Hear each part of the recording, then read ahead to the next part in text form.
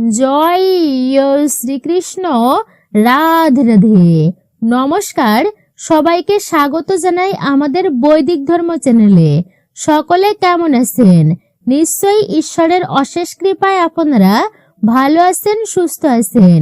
আজকের ভিডিওটি কিন্তু খুবই গুরুত্বপূর্ণ, কামিকা একাদশী প্রসঙ্গে। শ্রাবণ মাসে এই একাদশী ব্রতটি বিশেষভাবে পালিত হচ্ছে।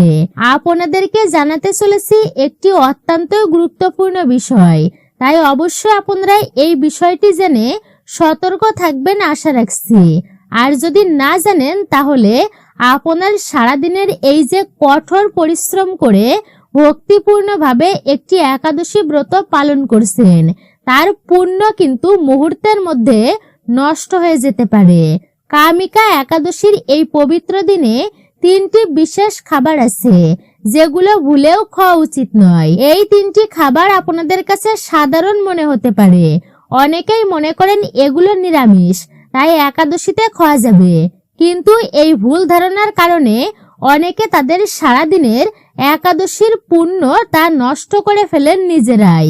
কামিকা একাদশী কবে সেটা আপনারা অনেকেই জানেন। 2026 সালে কামিকা একাদশী পালিত হচ্ছে 9ই আগস্ট 2026 রবিবার দিন। এই দিনটি শ্রাবণ মাসের কৃষ্ণপক্ষের একাদশী। শ্রাবণ মাসে এই একাদশী এটি অত্যন্তই পবিত্র, বিশেষ শক্তিশালী। কিন্তু এই পবিত্র দিনে যদি ভুল খাবার খান তাহলে সারাদিনের কষ্টের পুণ্য তা কিন্তু নষ্ট হয়ে যায়।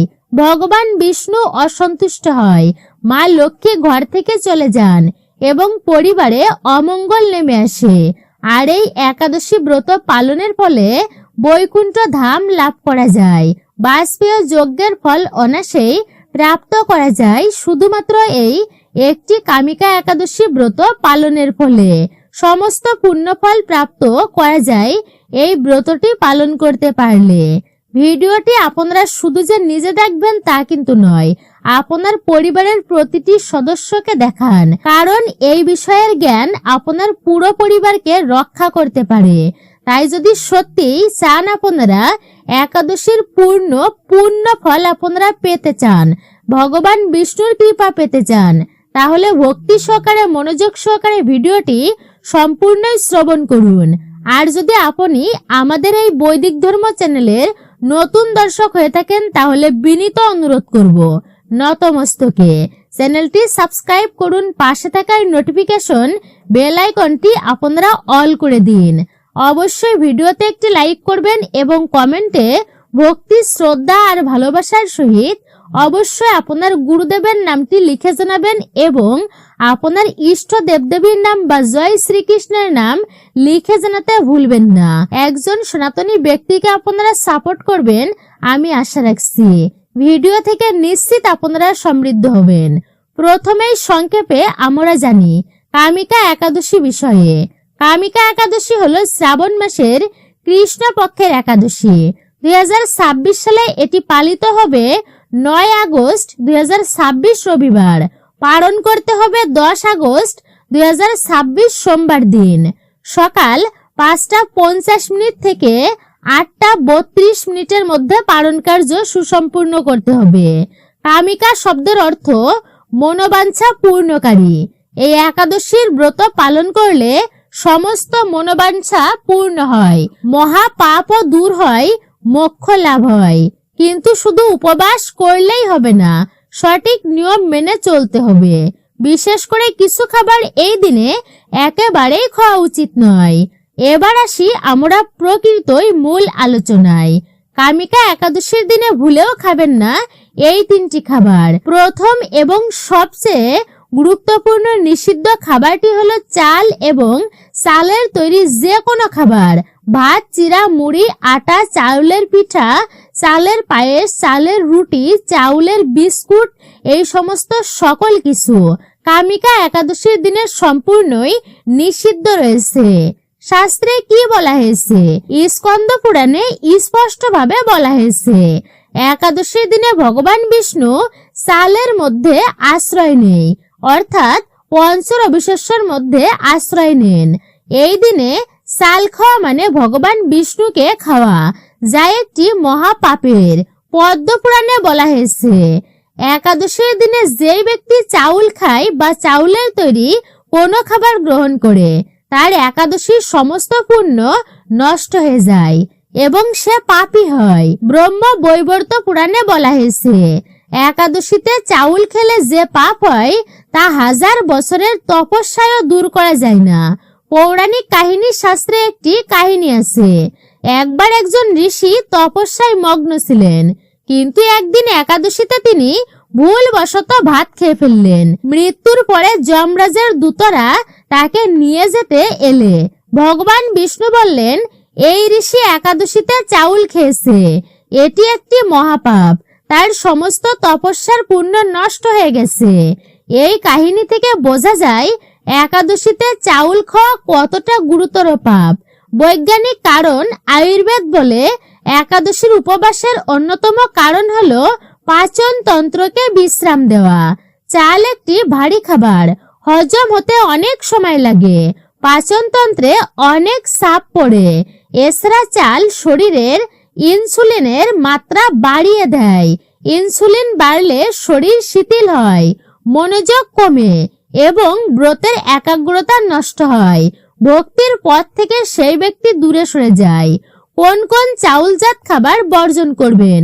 অর্থ হচ্ছে ভাত, চিরা, মুড়ি, চাউলের পিঠা, চালের রুটি, চাউলের পায়েস, চাউলের খই, চাউলের চপ, চাউলের বিস্কিট, চাউলের নুডলস, চালের আটা দিয়ে তৈরি যে কোনো প্রকার খাবার। এর পরবর্তী নিষিদ্ধ খাবার হচ্ছে বেগুন। আপনারা এই দিনে ভুলেও খাবেন না বেগুন। এই তথ্যটি অনেকেই জানেন, আবার অনেকেই জানেন না। বেগুন দেখতে নিরামিষ সবজি মনে হয়।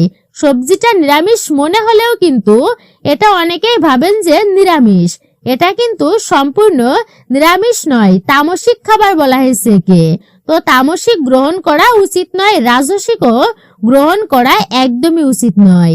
বেগুন তো নিরামিষ, তাই একাদশীতে খাওয়া যাবে, এটা অনেকেই ভাবেন, কিন্তু এটি সম্পূর্ণই ভুল। শাস্ত্রে বেগুনকে একাদশীর দিন খাবার হিসেবে বিশেষভাবে উল্লেখিত নয়, অর্থাৎ নিষিদ্ধ রয়েছে। স্কন্দ পুরাণে বলা হয়েছে, বেগুন একটি তামসিক সবজি। এটি মানুষের মনে তমগুণ বৃদ্ধি করে। তমগুণ মানুষকে অলস করে, নিদ্রালু করে এবং নেতিবাচক করে তোলে। একাদশীর দিনে মন সবসময় ভগবানের দিকে মনোনিবেশ করা উচিত, কিন্তু বেগুন খেলে মন তমগুণে আসন্ন হয়ে পড়ে, ভগবানের দিকে মন রাখা কঠিন হয়। পদ্মপুরাণে বলা হয়েছে, একাদশীর দিনে বেগুন খেলে ভগবান বিষ্ণু অত্যন্তই রুষ্ট হয়। বিশেষভাবে কামিকা একাদশীতে বেগুন খাওয়া দ্বিগুণ ক্ষতিকর, কারণ এই একাদশী শ্রাবণ মাসে পড়েছে। শ্রাবণ মাসে চাতুর্মাসের বিশেষ নিয়ম চলছে।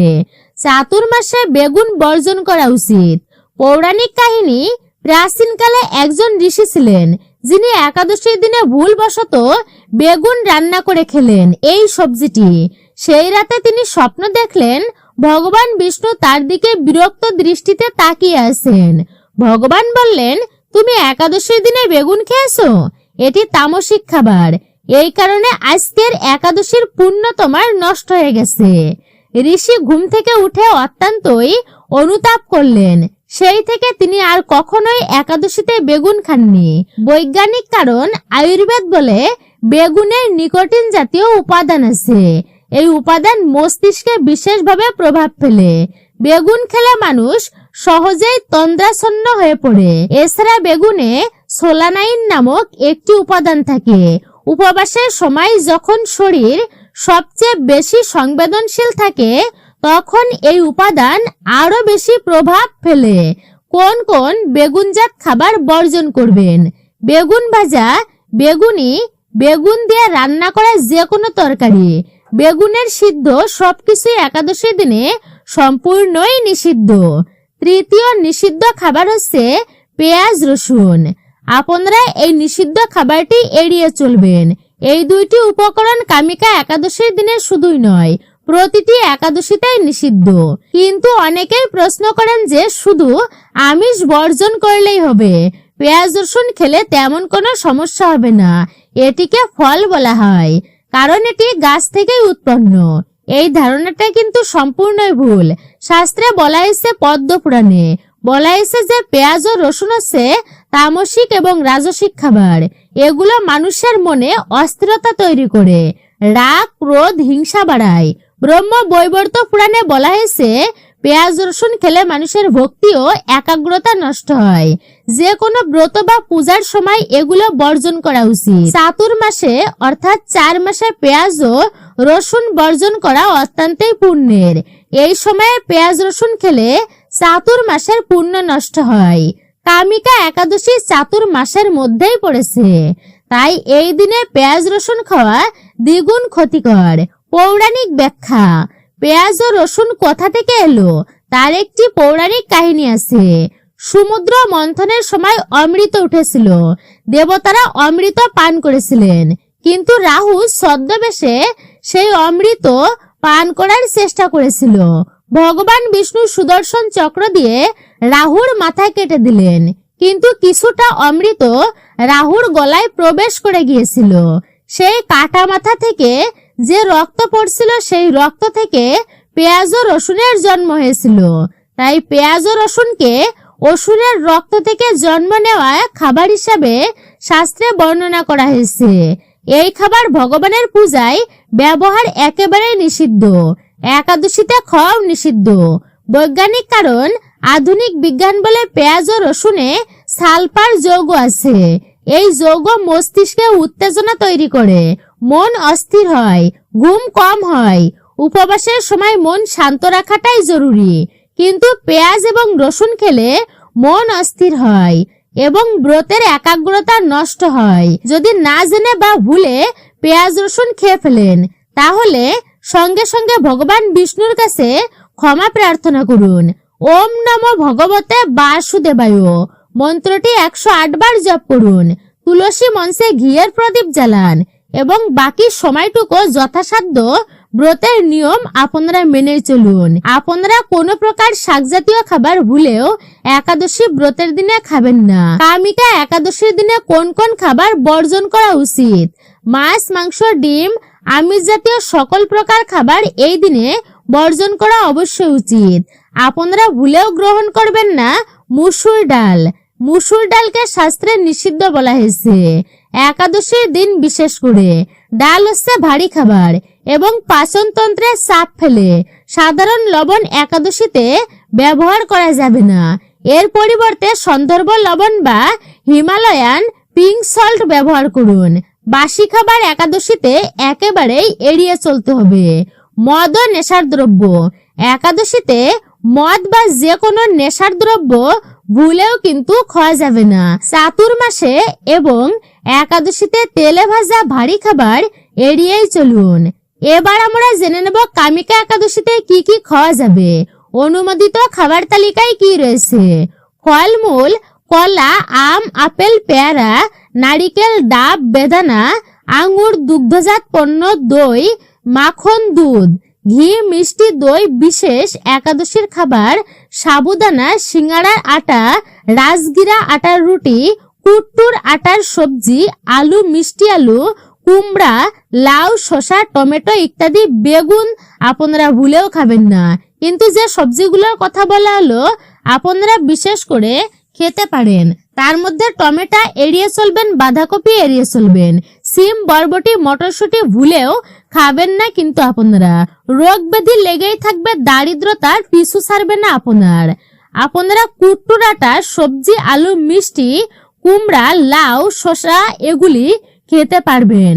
মধু, চিনি বা মিশ্রি, গুড়, নারকেলের নাড়ু, ড্রাই ফ্রুট, বাদাম, কিশমিশ, খেজুর, আখরোট, পানীয় জল, ডাবের জল, ফল, দুগ্ধ রস, বেলের শরবত আপনারা এগুলি অবশ্যই গ্রহণ করতে পারেন।